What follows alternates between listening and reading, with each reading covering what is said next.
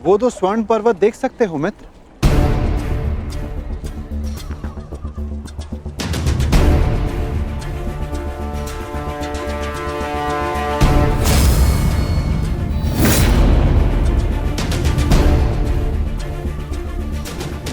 अब इन स्वर्ण पर्वतों पर तुम्हारा अधिकार है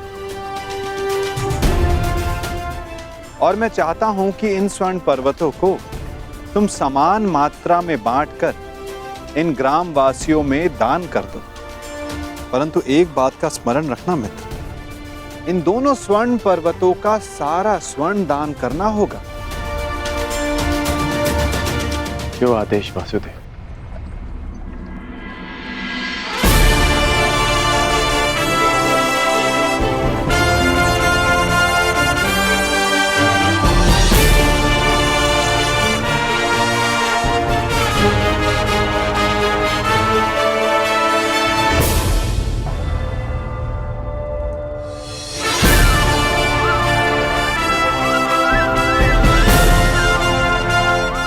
मैं सभी ग्रामवासियों से निवेदन करता हूं कि ये दोनों स्वर्ण पर्वत अब आपके अधीन है। आप सब जाकर इस सारे स्वर्ण को आपस में समान भाग में बांट लें।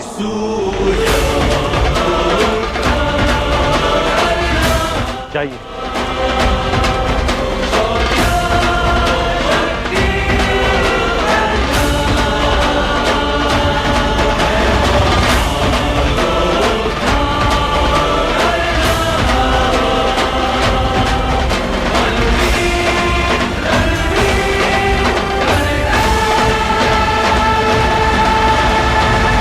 बड़ी बात।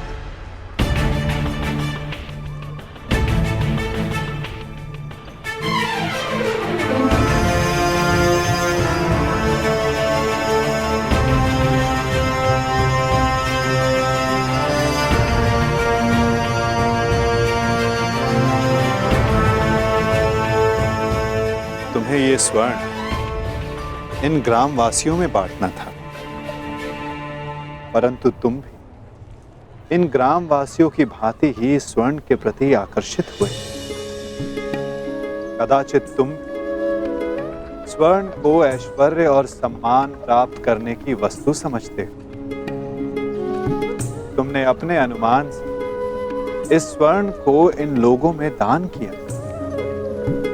परंतु तुम्हें इसका ज्ञात नहीं था कि किसको कितनी आवश्यकता है। और कर्ण के मन में इस स्वर्ण को लेकर कोई आकर्षण, कोई लालच नहीं था पार्थ। और ये सब ग्राम वासियों में दान करके वो वापस लौट गया।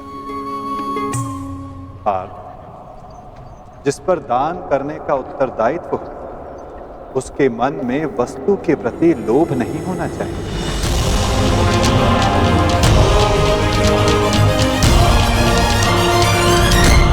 तुम्हारे मन में ये इच्छा थी कि तुम्हारा न्याय पूर्वक ये स्वर्ण दान करने के लिए ये लोग तुम्हारी प्रशंसा करें।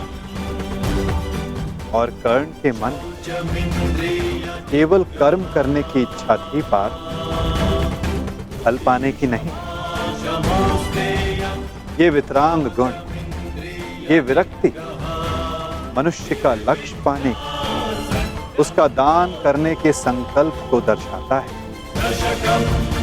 एक समय था पार्थ कि तुम केवल चिड़िया की आंख को देखते थे, परंतु आज तुमने केवल चिड़िया की आंख को नहीं, पूरी चिड़िया को देखा। उसकी चाह पूर्ण करने की राह को देखा। और यही अंतर है तुम में और कर्ण में पार्थ।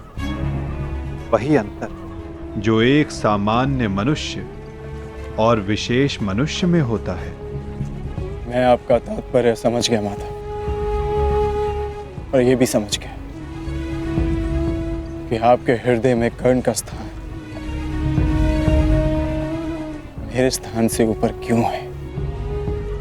नहीं पार्थ, ऐसा नहीं है। तुम भी मेरे लिए अत्यधिक प्रिय हो। परंतु जैसा कि मैंने पहले भी कहा, जितना प्रेम, जितना सम्मान मेरे हृदय में कर्ण के लिए, उतना ही प्रेम, उतना ही सम्मान तुम्हारे लिए भी मेरे हृदय में है पार्थ। परंतु कर्ण के प्रति मैं तुम्हारा दृष्टिकोण बदलना चाहता हूं। जिस प्रकार, जिस दृष्टि से मैं कर्ण को देखता हूं, उसी दृष्टि से तुम्हें भी दिखलाना चाहता हूं पार्थ। मैं तुम्हें केवल ये बताना चाहता था पार्थ कि क्यों कर्ण को दानवीर कर्ण के नाम से जाना जाता है। मैं समझ गया माता। आप धन्य हैं।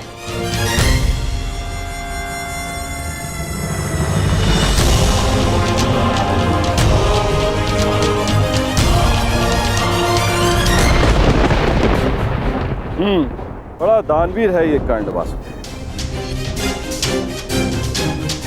आपकी परीक्षा तो पूर्ण हो गई, अब मेरी बारी। अब मैं बताऊंगा कि दानवीर होने के नाम पर कितना बड़ा ढोंग कर रहा है ये कर्ण।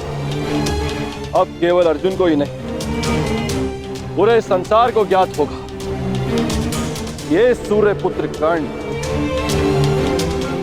कितना महान दानवीर है।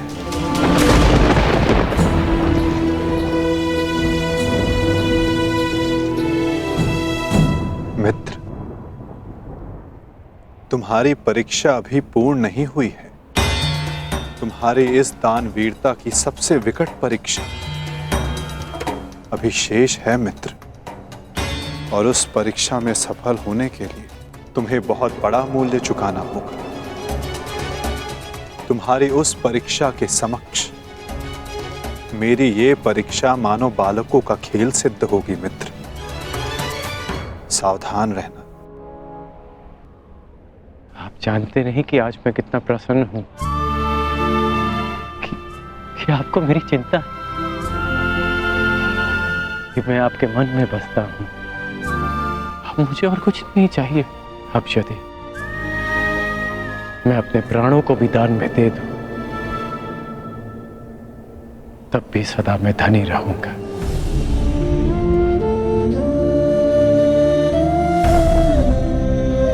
बड़ी बात वासुदेव।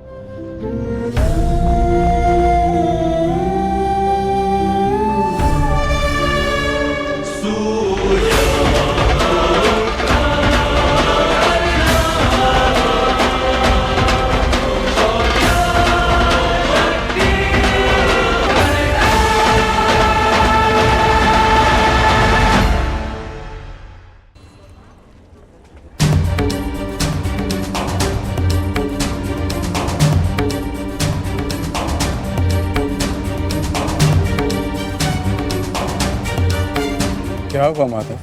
कुछ हुआ नहीं पार्थ, परंतु शीघ्र ही होने वाला है।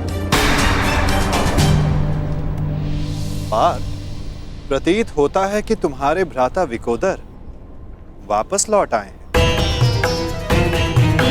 जाओ, जाकर अपने अग्रज का स्वागत करो।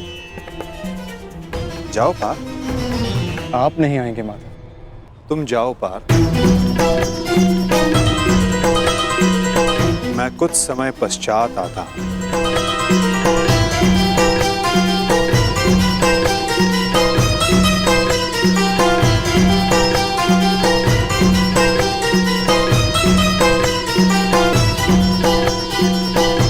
मुझे क्षमा कर देना वीर बर्बरीक। बस करो नकुल, मुझे कुछ नहीं हुआ है। कुछ नहीं हुआ? राधा भीम, आप अपनी दशा देख रहे हैं? किसने किया ये सब? बस एक बार उसका नाम बता दीजिए, जीवित नहीं छोड़ूंगा उसे।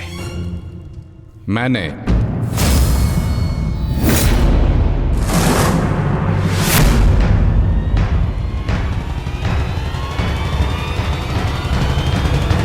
कौन हो तुम दुसाहसी?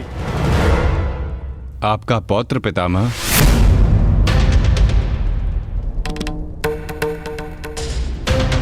घटोत्कच पुत्र बर्बरीक हूं मैं।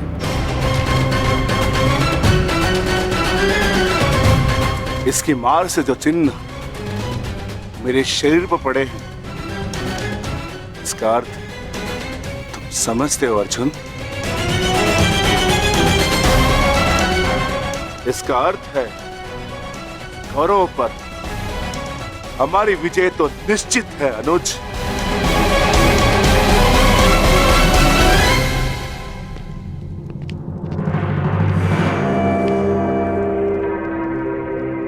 बार्बरिक बल और युद्ध कौशल दोनों में सर्वश्रेष्ठ है। इस महायुद्ध में इसका सामना कोई नहीं कर पाएगा और मुझे विश्वास है कि बार्बरिक अकेला ही इस महायुद्ध को समाप्त करने में सक्षम है।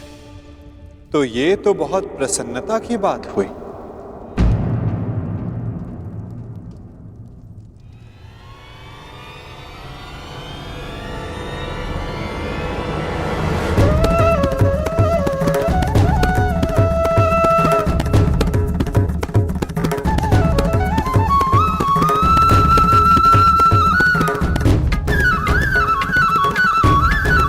वासुदेव,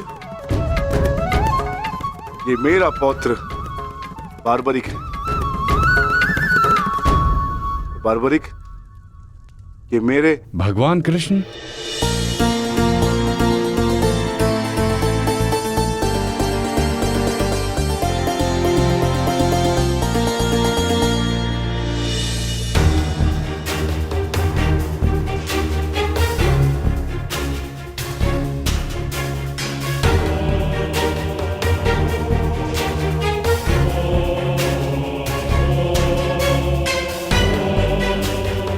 बचपन से आपकी कथाएं सुनकर ही बड़ा हुआ हूं प्रभु। आप मेरे स्वप्न में आते थे। मैंने देखा कि आप ही मेरे मुक्ति मार्गदर्शक हैं।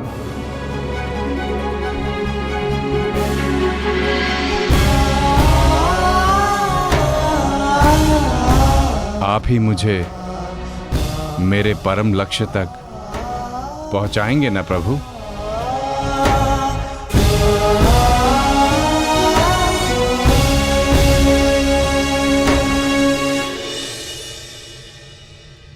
तो तुम्हें लगता है बर्बरीक कि तुम स्वयं ही अकेले इस युद्ध को समाप्त कर सकते हो?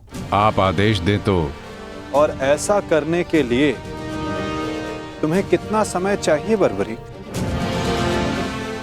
आप सब बताएं कि आपके अनुमान से कितना समय लगना चाहिए?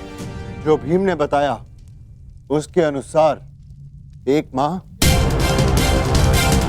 1 पखवाड़े में भी हो सकता है। 2 दिन। नहीं, केवल 1 दिन।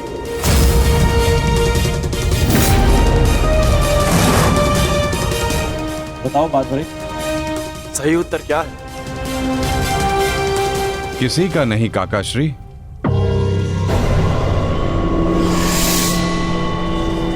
तो बताओ बर्बरीक, कितना समय लगेगा तुम्हें? केवल उतना जितना 3 बाणों का संधान करने में लगता है।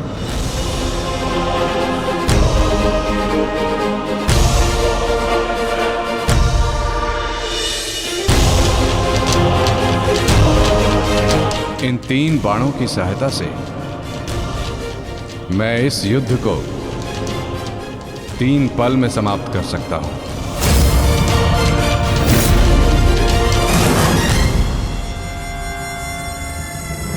चाहे जितने भी शत्रु मेरे समक्ष हों, इन 3 बाणों से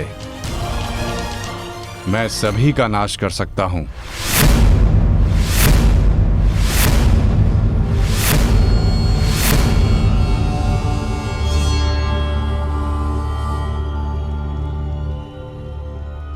मैं केवल कथनी पर विश्वास नहीं करता बर्बरीक, मुझे करनी का प्रमाण चाहिए। दे सकते हो? तुम राधे नहीं कुंती पुत्र हो। स्वयं सूर्य नारायण के अंश हो तुम कर्ण। जब तुम्हारा जन्म हुआ मैं अविवाहित थी पुत्र, क्या करती मैं, मुझे तुम्हें त्यागना पड़ा। क्रोध, अशांति, पीड़ा ध्यान केंद्र में सबसे बड़ी बाधा है। अपने क्रोध को, अपनी अशांति को, अपनी पीड़ा को शस्त्र बनाकर इसका उपयोग करो। कौन उपयोग करो।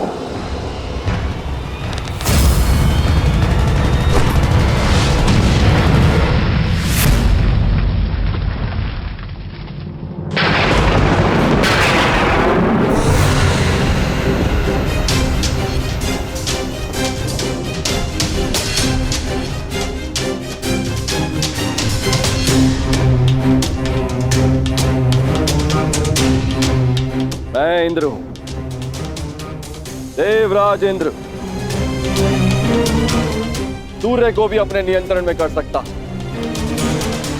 तो तुम क्या हो? जितना भी अभ्यास करना है कर लो। कर्ण, धनुष से बाण चला लो। हाल के बिना योद्धा को मरना ही होता है।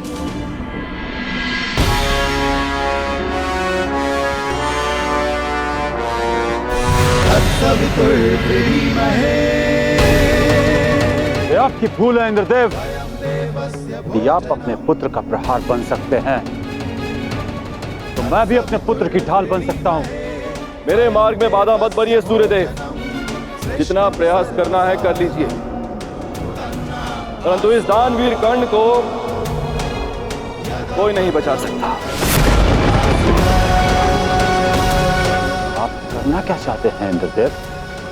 वही जो मैं सदा से करता आया हूं, अपने शत्रु की दुर्बलता से लाभ उठाना।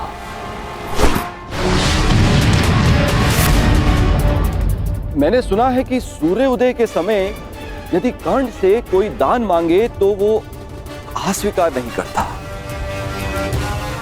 मांगने वाले को निराश नहीं करता, दान अवश्य देता है। अर्थात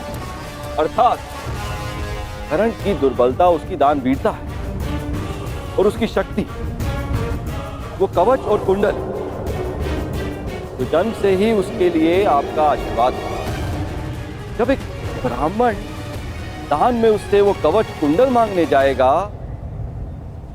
तो इस संसार को पता चलेगा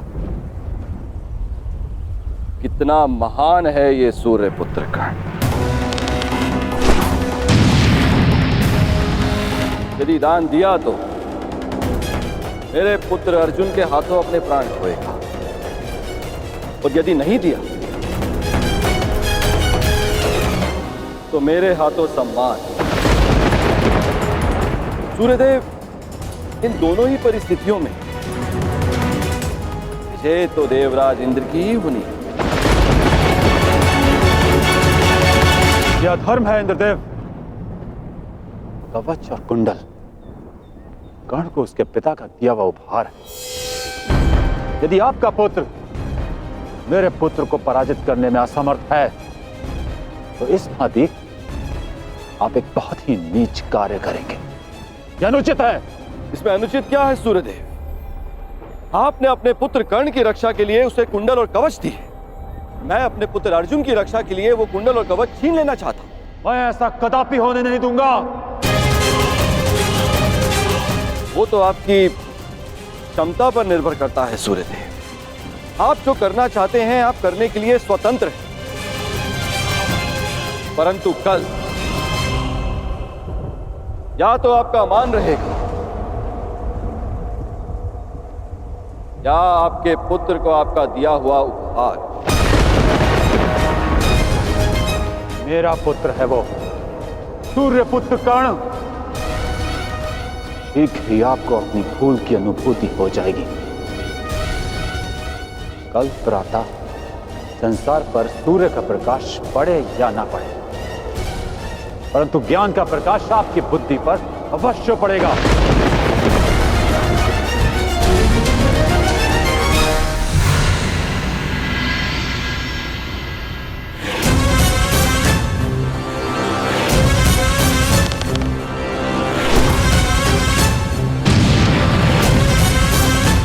इसी कर्ण ने कहा था, यह युद्ध एक यज्ञ है और यज्ञ को सफल बनाने के लिए त्याग और दान करना होता है। सूर्यदेव, तुम्हारे इस पुत्र कर्ण को अपने प्राणों का बलिदान देना होगा।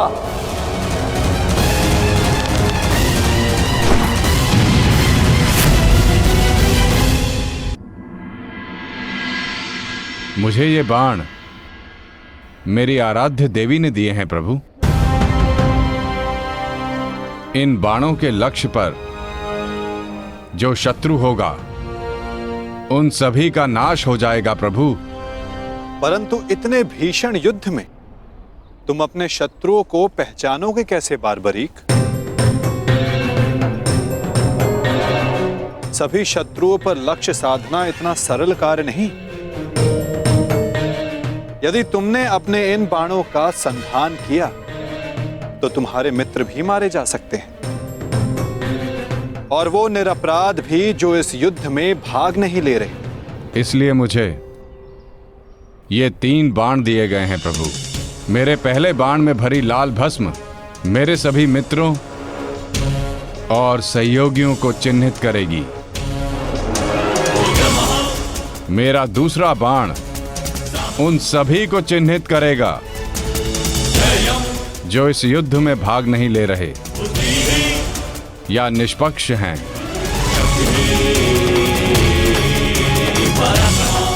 और ये तीसरा बाण एक क्षण में उन सभी का अंत कर देगा जिन्हें मैंने चिन्हित नहीं किया,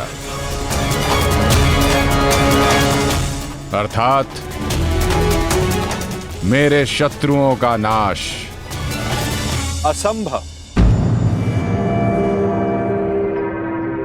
मैं नहीं स्वीकारता।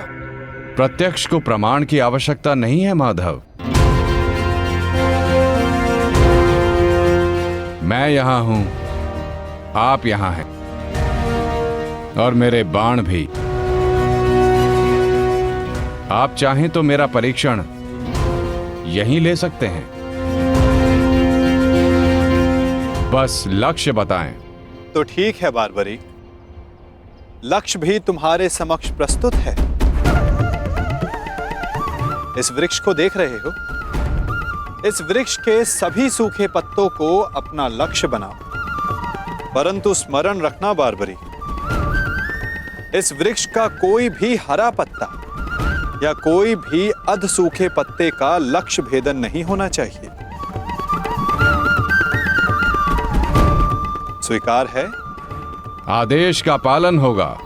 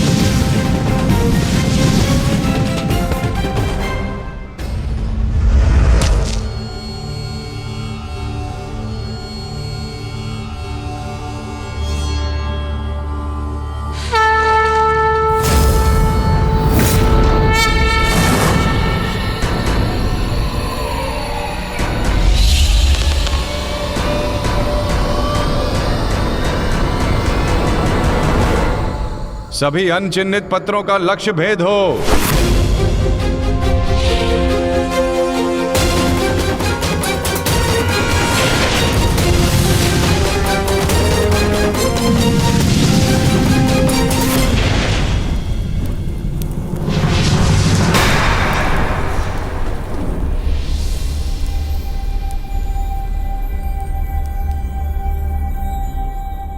प्रतीत होता है कि कोई सूखा पत्ता शेष रह गया है बारबरीक। तुम असफल हुए। न मैं असफल हुआ हूं और न मेरा तीर कोई लक्ष्य छोड़ेगा।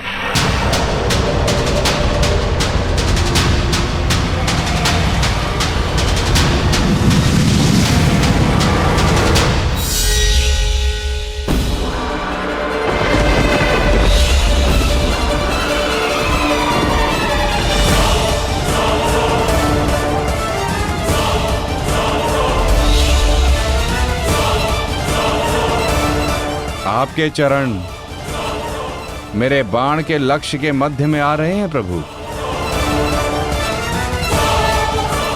आपसे निवेदन है कि आप अपने चरण हटाइए प्रभु, अन्यथा ये आपके चरण को भेद देगा। तो क्या ये बाण अपना लक्ष्य भेदने के लिए मेरे पांव पर आघात कर सकता है? जी प्रभु, शीघ्र अपने चरण हटाइए।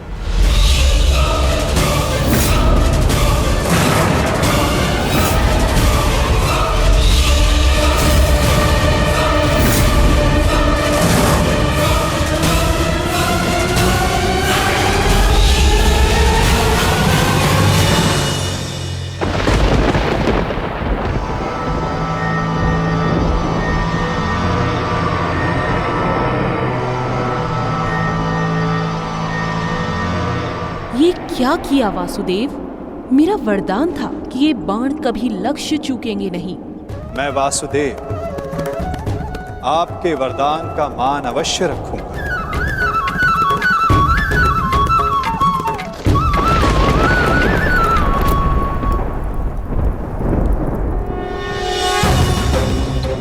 देवी, आपका ये बाण मेरा चरण भेद नहीं पाया, परंतु अब से मेरे शरीर का ये भाग सबसे दुर्बल होगा।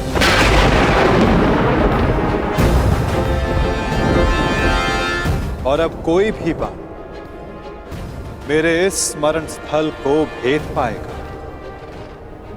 ये मेरा वचन है देवी, और यही मेरे इस देह को त्यागने का कारण बनेगा।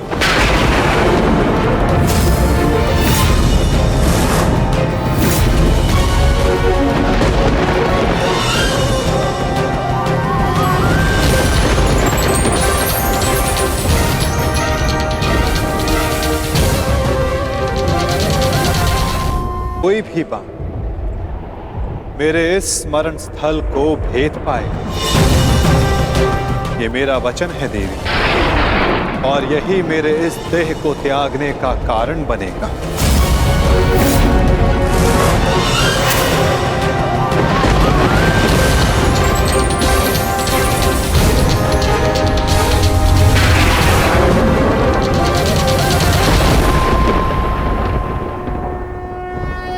परंतु क्यों माता? आपने उस पत्ते पर पांव क्यों रखा? ऐसी क्या आवश्यकता थी आपको? मैंने जो किया उसकी आवश्यकता थी पार्थ, और अब जो मैं करने जा रहा हूं उसकी भी आवश्यकता है। परंतु मैं ऐसा करना नहीं चाहता था पार्थ। ये सत्य है कि बारबरीक के ये 3 बाण अमोघ हैं। ये हमारे लिए शुभ समाचार है ना माधव? हाँ, परंतु धर्म के लिए ये सबसे अशुभ समाचार है विकोदर।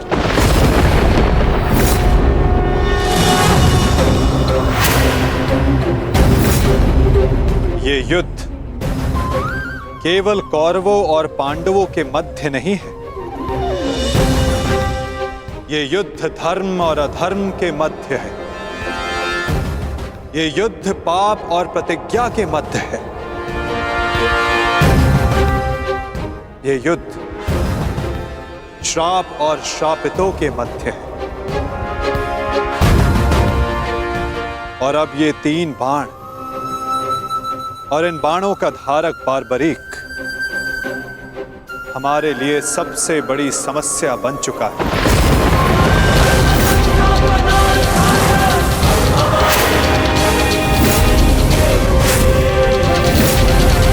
इसी कारण बारबरीक का अंत अब अनिवार्य है।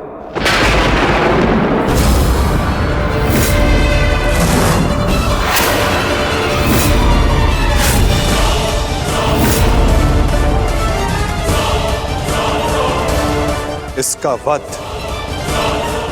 अब अटल है।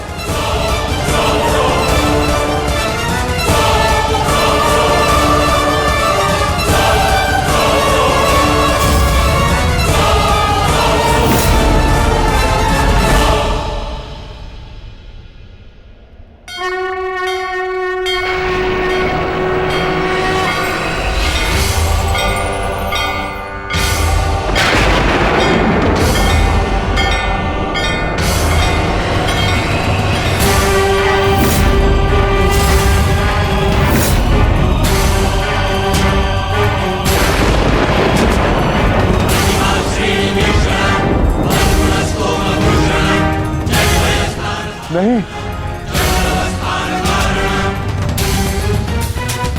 नहीं वासुदेव, मेरे जीवित रहते मैं ऐसा नहीं होने दूंगा।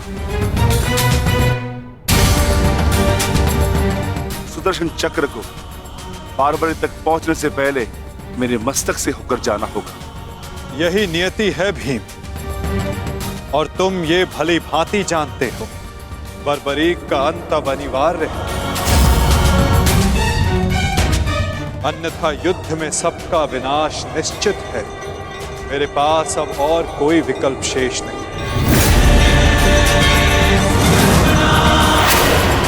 मुझे बारबरीक का अंत करना ही होगा।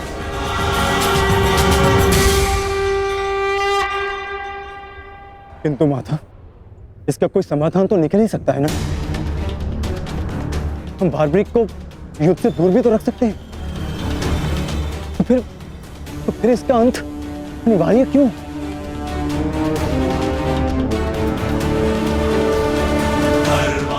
मैं अपने पुत्र को इसी क्षण जाने का आदेश दे दूंगा।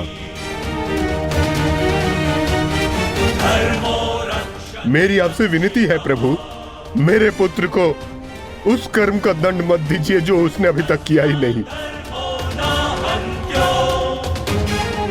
मेरे पुत्र पर सुदर्शन चक्र का प्रयोग ना करें वासुदेव, मेरी विनती है आपसे।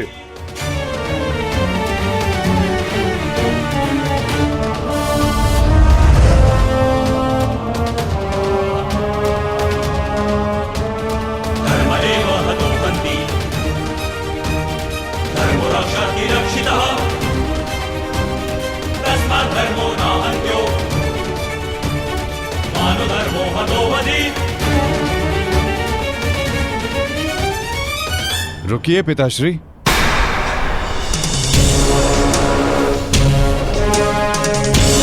मैं यहां खाली हाथ लौटने नहीं आया था पिताश्री, मुझे इस युद्ध में भाग लेना ही है। मौन रहो तुम, तुम्हें अनुमान भी है तुम क्या बोल रहे हो? कदाचित मैं दृष्टा कर रहा हूं पिताश्री, परंतु मैं एक योद्धा भी हूं, और एक सच्चा योद्धा युद्ध भूमि से विजय प्राप्त करके लौटता है या वीर गति पाकर।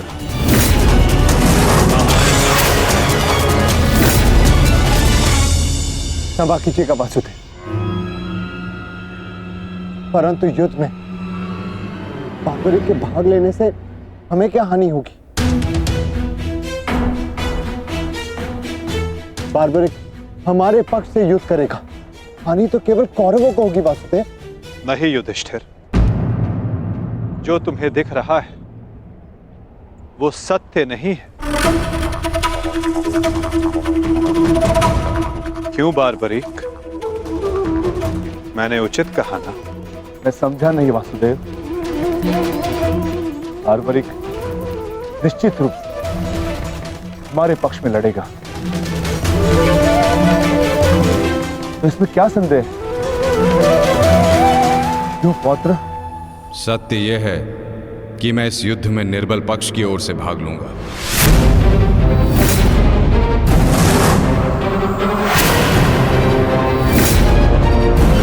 माता के समक्ष स्वयं को वचन दिया है मैंने।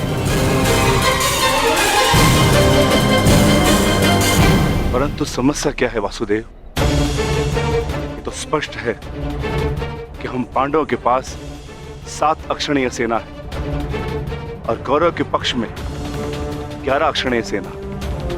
कौरव के पक्ष में पितामह भीष्म और गुरु द्रोणाचार्य भी है। शक्ति गणना के अनुसार कौरव का पलड़ा हमसे अधिक भारी है, इसलिए बार्बरिक हमारे ही पक्ष में युद्ध लड़ेगा। विनाश तो होगा प्रभु, परंतु केवल कौरवों का।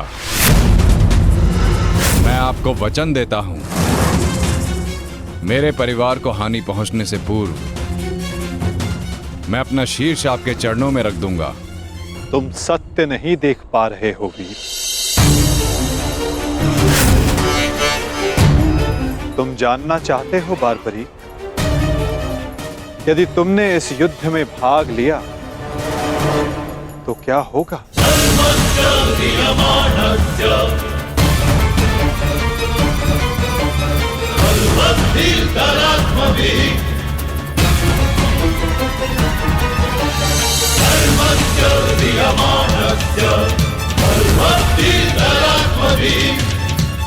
तो देखो,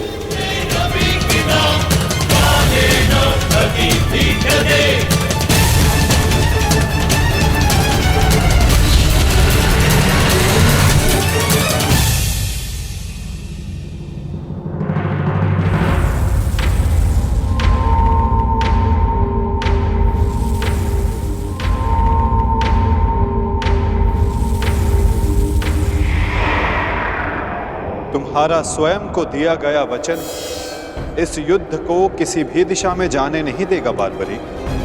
इस युद्ध का संतुलन बिगाड़ देगा। तुम निश्चित रूप से आरंभ में पांडवों के पक्ष में रहोगे, क्योंकि आरंभ में पांडव कौरवों से निर्बल होंगे, परंतु शीघ्र ही ये परिस्थिति बदल जाएगी बार्बरीक।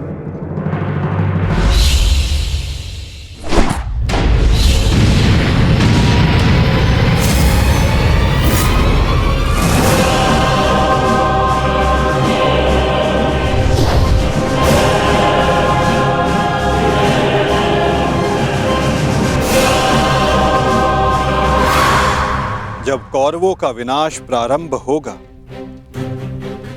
तो शीघ्र ही पांडवों का पलड़ा कौरवों से अधिक भारी हो जाएगा और तुम अपने वचन के कारण संतुलन बनाए रखने के लिए अपना पक्ष छोड़कर कौरवों के पक्ष में चले जाओगे और उसके पश्चात तुम पांडवों पर प्रहार करने लगोगे। और इसी कारण इस युद्ध का संतुलन बिगड़ जाएगा।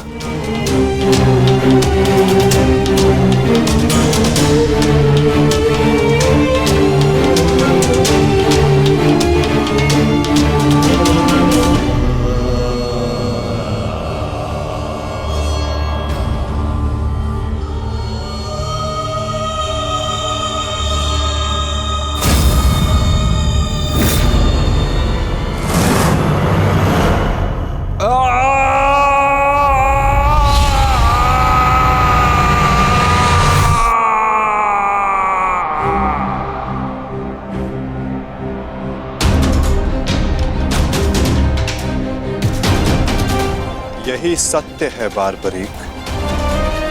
यदि तुम इस युद्ध में हुए तो यही होगा।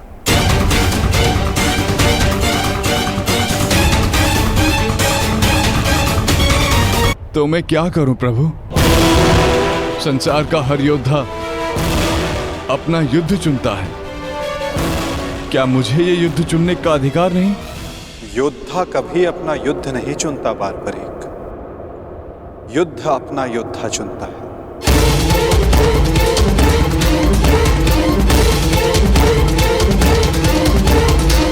तो आदेश दें प्रभु, मुझे क्या करना है? ये युद्ध एक यज्ञ है बारबरीक, और तुम्हें त्याग और बलिदान देना होगा, स्वयं के प्राणों का दान।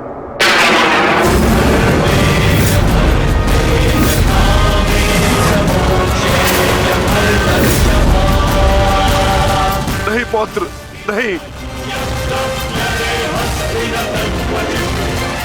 नहीं माता, नहीं। आप ही कहते हैं ना प्रभु कि प्रत्येक मनुष्य के जीवन का कोई ना कोई लक्ष्य होता है।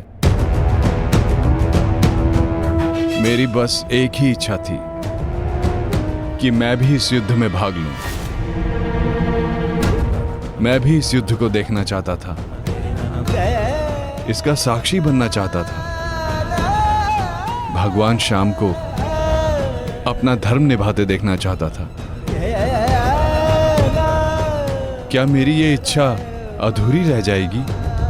मैं वचन देता हूं बारबरीक, इस युद्ध का साक्षी बनने की तुम्हारी इच्छा मैं अवश्य पूर्ण करूंगा।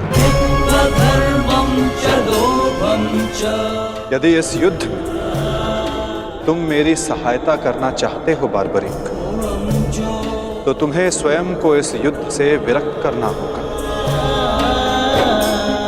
और इसका केवल एक ही मार्ग है जो तुम भली भांति जानते हो।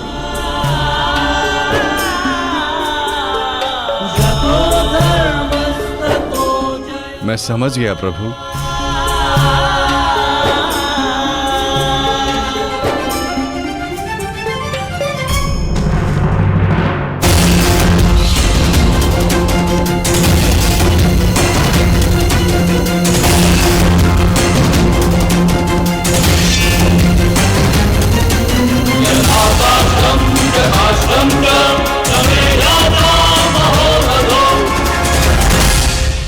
मैं घटोत्कच पुत्र महाबली भीम पौत्र बर्बरीक स्वेच्छा से अपना शीश भगवान कृष्ण के चरणों में भेंट करता हूं।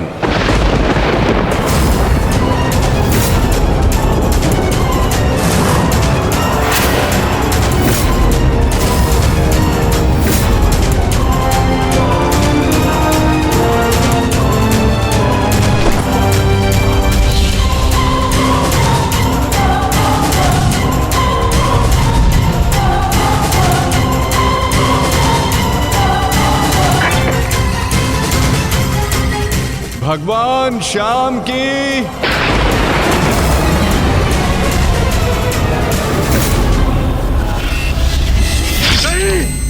पुत्र बारबरीक,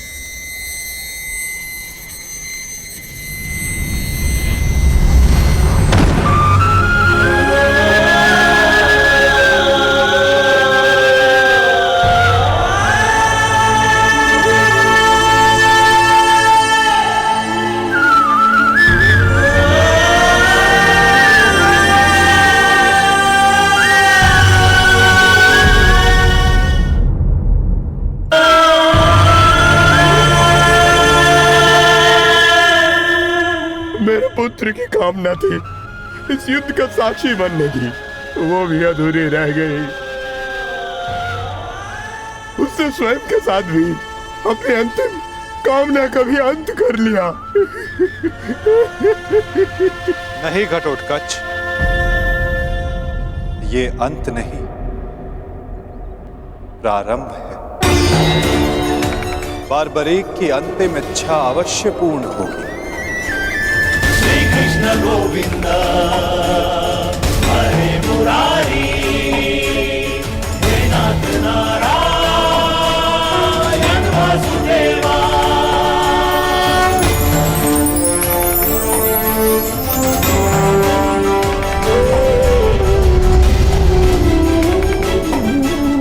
श्री कृष्ण गोविंद हरे मुरारी, हे नाथ नारायण वासुदेवा। श्री कृष्ण गोविंद हरे मुरारी, हे नाथ नारायण वासुदेव।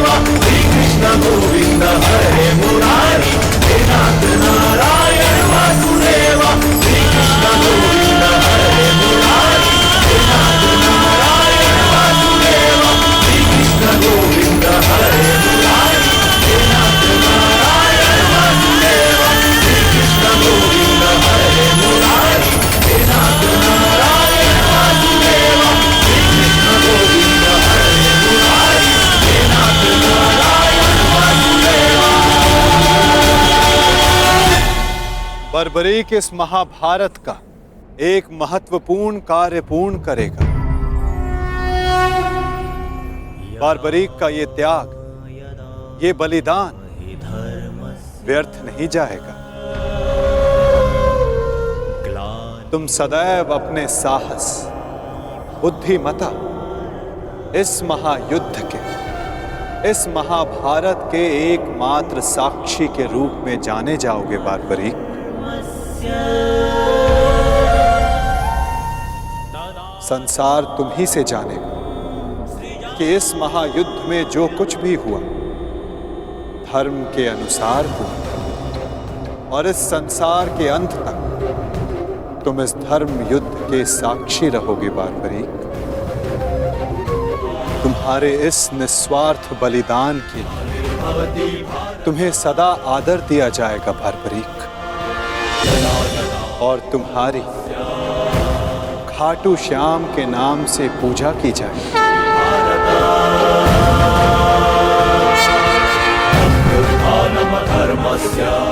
तुम हर उस निर्बल की सहायता करो जो तुम्हारे समक्ष सहायता मांगने आएगा।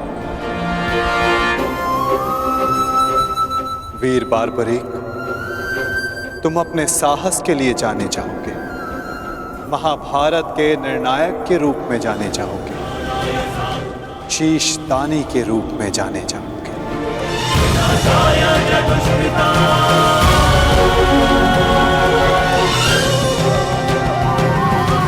इस युद्ध रूपी यज्ञ में यही नियति है विजय की।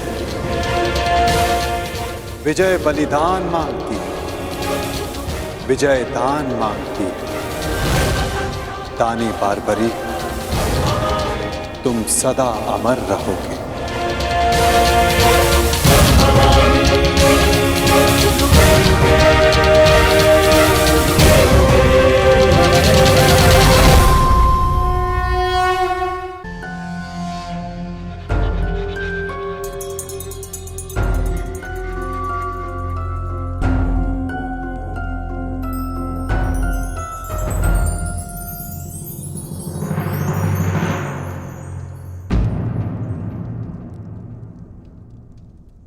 सूर्यदेव, आप?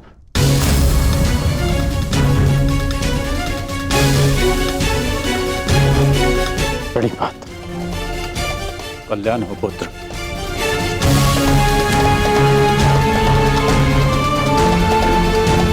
ऐसी क्या आवश्यकता आन पड़ी कि आपको इस समय मेरे समक्ष आना पड़ा? कुछ समय पश्चात मैं आपको अर्घ भेंट करने आने ही वाला था। आज मैं अर्घ लेने नहीं आया हूं पुत्र, तो मैं एक चेतावनी देने आया हूं।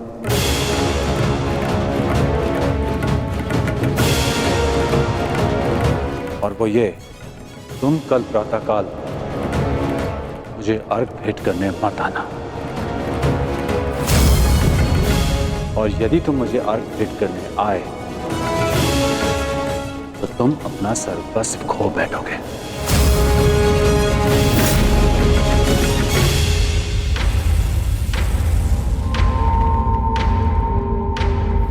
हाँ पुत्र, मेरी विनती है तुमसे, कल प्रातःकाल तुम मुझे अर्घ देने मत आना। तो मैं तो आपको बचपन से अर्घ देते आया हूं। तो आज अचानक ऐसा क्या हो गया कि आप मुझे अर्घ देने से रोक रहे हैं? तुम्हारा वचन पुत्र, तुमने प्रतिज्ञा ली है, सूर्य को अर्घ देते समय यदि कोई भी तुमसे कुछ भी मांगेगा तो वो तुम उसे दान में दे दोगे। कल का अर्घ तुम्हें कुछ ऐसा दान देने पर विवश कर देगा जिससे तुम मेरा दिया हुआ आशीर्वाद सदैव के लिए खो बैठोगे। देवराज इंद्र ने तुम्हें परास्त करने के लिए षड्यंत्र रचा है। वो कल प्रातःकाल तुमसे दान मांगने आएंगे और दान में वो तुमसे कवच और कुंडल मांगे। तुम्हें ज्ञात है पुत्र? मुझे ज्ञात नहीं, परंतु आपको चिंतित देख के आभास हो गया। और यदि स्वयं मेरे पिताश्री मुझे चेतावनी देने आए हैं कि इंद्रदेव मुझसे दान मांगने आएंगे, तो इसका सीधा संबंध अर्जुन से होता है, इंद्रदेव का पुत्र अर्जुन। और उसमें कोई बुराई भी नहीं, क्योंकि हर पिता अपने पुत्र की भलाई चाहता है। यदि इतना समझते हो तो यह भी समझ लो पुत्र कि यह पिता भी यही चाहता है कि उसके पुत्र के साथ कोई अन्याय ना हो, कोई छल ना हो। मेरी विनती है तुमसे, कल प्रातःकाल मुझे अर्घ देने मत आना। पहले भी मैं तुम्हारे साथ बहुत अन्याय कर चुका हूं पुत्र, परंतु अब और अन्याय नहीं। कहो पुत्र, अपने पिता की बात मानोगे? कल प्रातःकाल अर्घ देने नहीं आओगे ना? मुझे उत्तर दो पुत्र, मुझे उत्तर दो। प्रश्न उत्तर का समय नहीं बचा है। मनुष्य का कर्म उसके हर प्रश्न और उत्तर से बड़ा होता है। और अब आपके कर्म का समय हो गया है। अंधकार में डूबे समस्त संसार को आपको प्रकाश देना है। आप अपना कर्म और धर्म निभाइए और मैं अपना कर्म और धर्म निभाऊंगा। बस आपसे एक प्रार्थना है कि अब ये अन्याय मत होने दीजिएगा कि संसार कहे कि कर्ण ने अपने जन्मदाता को अपना धर्म करने से रोक दिया।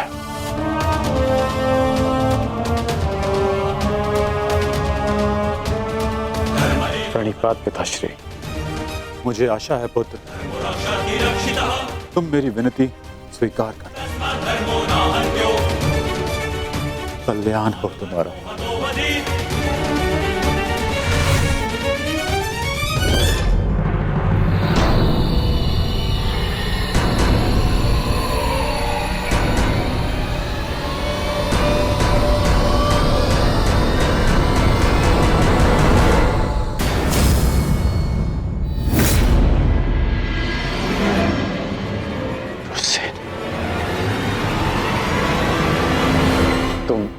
तुम यहाँ क्या कर रहे हो?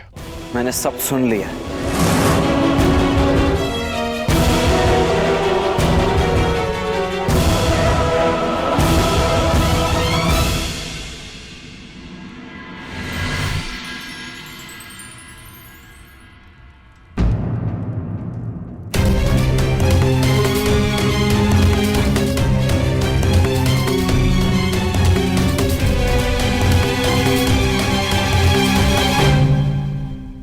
सूर्य नारायण,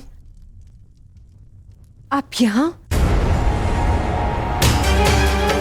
इस प्रकार यहाँ आने के लिए मैं आपसे क्षमा चाहता हूँ, परंतु पुत्र कर्ण पर बहुत बड़ा संकट आने वाला है। उसे सावधान करना होगा।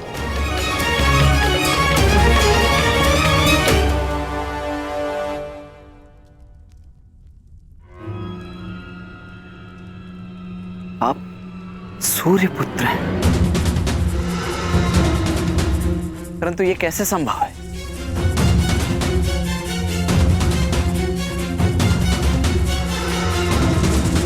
मेरे जन्म से पूर्व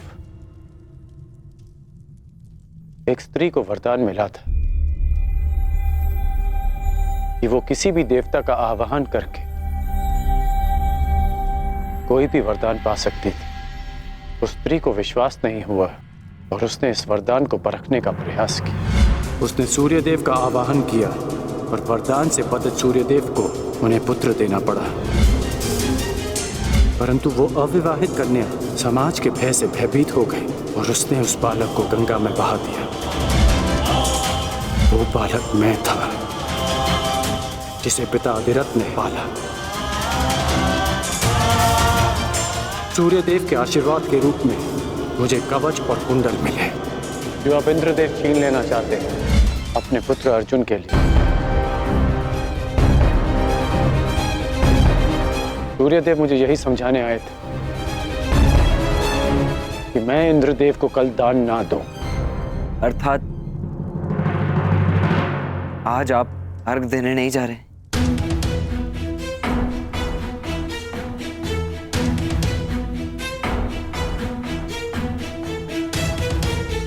नहीं,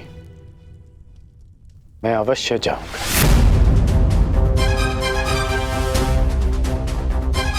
क्यों? मैं आपको ऐसा नहीं करने दूंगा।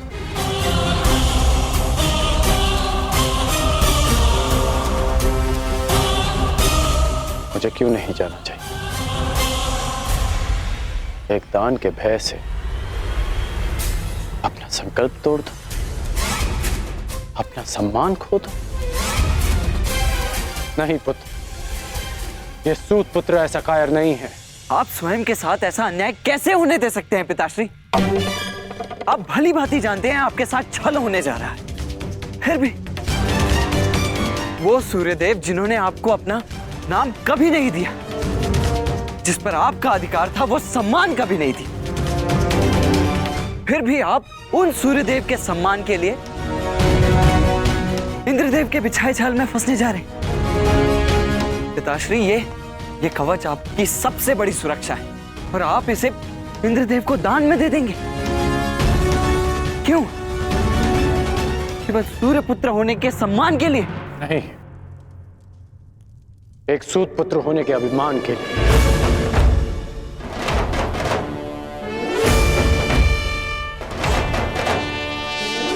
मैं आज भी एक सूत पुत्र हूं। एक सूत ने ही मुझे प्रेम दिया, सम्मान दिया, अधिकार दिया, आवश्यकता पड़ने पर धनुष दिया। जब मैंने उससे दूर जाने की आज्ञा मांगी तो उन्होंने मुझे वो भी दी।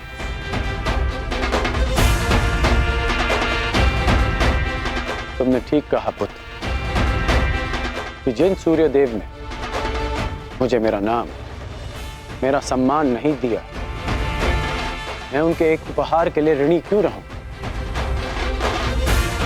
पुत्र, तुमने पूर्णतः अपने पिता को नहीं पहचाना।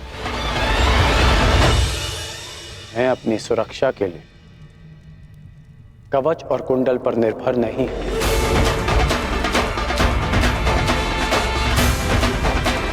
मेरी शक्ति मेरा वो साहस है जो मैंने अपनी मां राधा से पाया।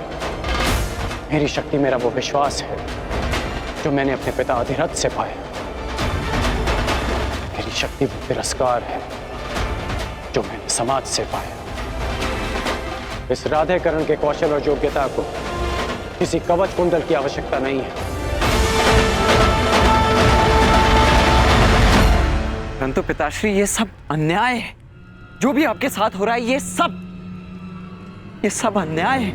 कदाचित यह अन्याय है, परंतु कोई और अन्याय करे इसका अर्थ ये नहीं कि हम भी न्याय का पथ छोड़ दें। मैं अपना मार्ग चुन चुका हूं। यदि तुम्हारे मन में मेरे लिए कोई भी स्थान है, एक पिता के रूप में या एक योद्धा के रूप में, तुम इस रहस्य को रहस्य ही रखोगे। तुम्हें मेरी सौगंध है। वचन दो मुझे पिताश्री। वो वचन दो मुझे वृषसेन।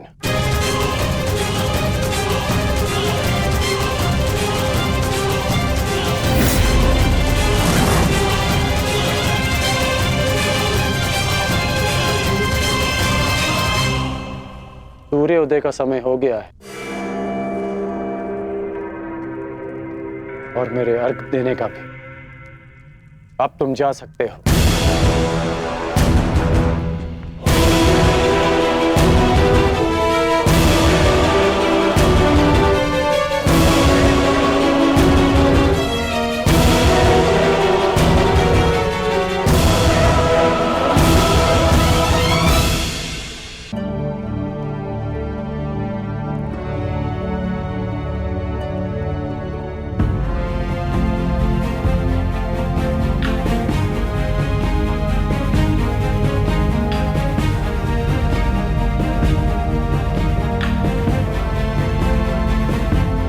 क्या हुआ माधव?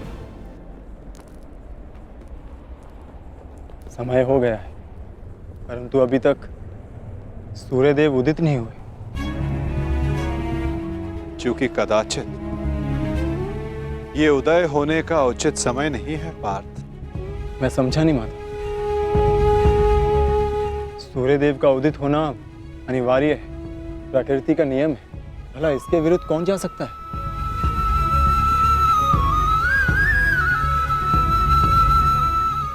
एक पिता अपनी संतान के लिए किसी के भी विरुद्ध जा सकता है पार्थ।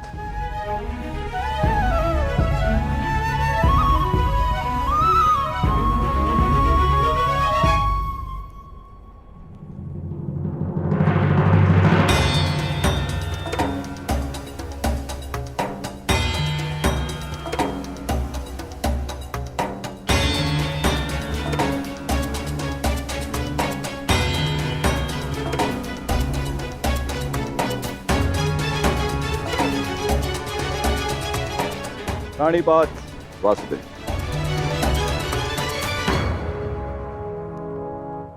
प्राणीपात गांधीवधारी अर्जुन। प्राणीपात, परंतु मैंने आपको पहचाना नहीं ब्राह्मण देव। महान व्यक्ति के पास समय ही कहां होता है किसी और से परिचित होने के लिए, परंतु महान व्यक्ति से समस्त संसार परिचित रहता है। वासुदेव का पराक्रम और अर्जुन के शौर्य से ऐसा कौन है इस संसार में जो परिचित ना हो।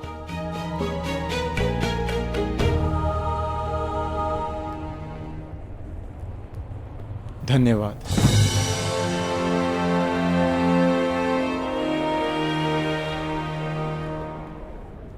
मेरा आशीर्वाद है अर्जुन, इस महाभारत के युद्ध में तुम्हारी विजय निश्चित है। तुम अपने शौर्य से अपने शत्रु पर विजय प्राप्त करो।